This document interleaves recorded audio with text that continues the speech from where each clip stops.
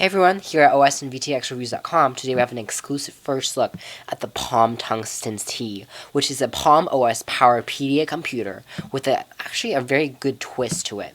So the Palm Tungsten C is currently the most advanced Palm Tungsten on the market, or any Palm device for that matter, and that comes in a few things. First of all, this has got one of the most powerful processors at, clocking roughly a little bit under 500 megahertz. It's got significantly better. Just to think that just a few years ago we had 33 megahertz. This huge leap is certainly a huge difference.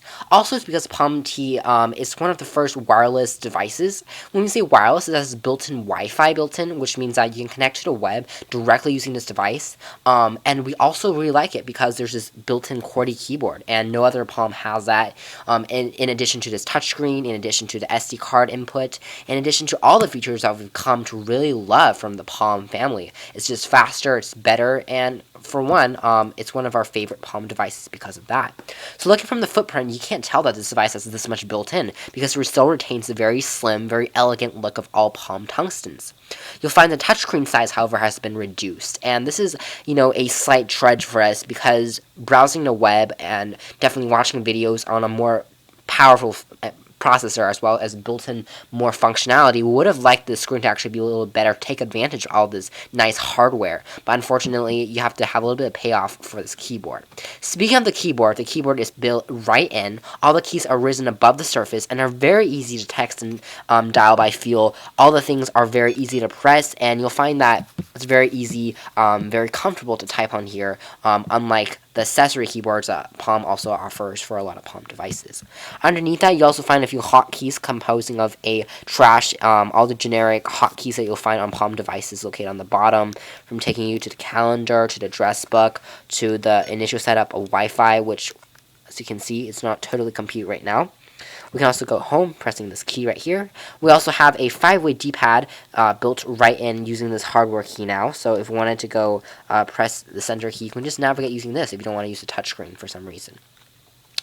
The screen on this device is very high resolution and it's very bright, which is great because text and things really pop, and it's very important for a web-connected device such as this. It's silver, and it's, again, very lightweight and nice footprint overall on the hand. On the top of the device, you'll find the SD card. This has a built-in SD card reader, which you can eject and, of course, put in cards, like we are right now.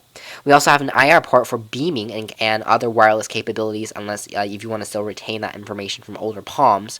Thing to note, though, is that although this has Wi-Fi, which is really advanced, this lacks Bluetooth, which in some people's mind might be important. But, Wi-Fi is actually a more advanced form of a wireless capability because it actually allows you to connect to the web.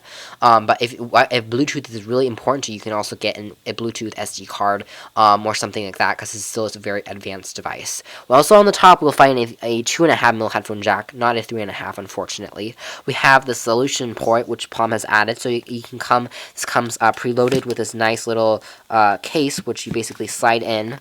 If we can get it today. It basically slides right on in, and you basically have your case all set up, ready to go, like this. And it looks like a little book, which is very cool. Also on this device, you'll find on the back is the speaker. You can turn that on and off from the reset, from the menu inside. We also have a typical connection jack for charging and syncing. Speaking of, the battery life on this device is very pleasant. The lithium-ion battery in standby mode can last a few weeks, which is very good. So main functions built in are basically the same. You have an address book, which you can read different addresses and different informations. Other informations like calculators, functions has been all retained in this new Palm OS version. The Palm book, there's document readers, so you can view document types and things from your SD cards or beaming or Wi-Fi, whatever, with all these capabilities built right on in. We also have an expense calculator, hot sync keyboard control. There is no graffiti area built right in. There might be one you can install, but that's really smaller screen. But the keyboard for us is just a lot better than the graffiti, even though handwriting recognition is a pretty cool gimmick. It wears off because it's not as fast as actual typing. Expense calculator, a memo pad which you can create and draw and type. This is a test, so misspelled that. So as you can see, pretty cool, pretty good experience on the keyboard. We also have a notepad, and this is the one that you can draw on. As you can see, it follows your finger. It doesn't stutter, so we like that. There's a photo viewer, which you have basic photos that take advantage definitely of this beautiful display. Very high contrast. We definitely love watching videos and photos on this.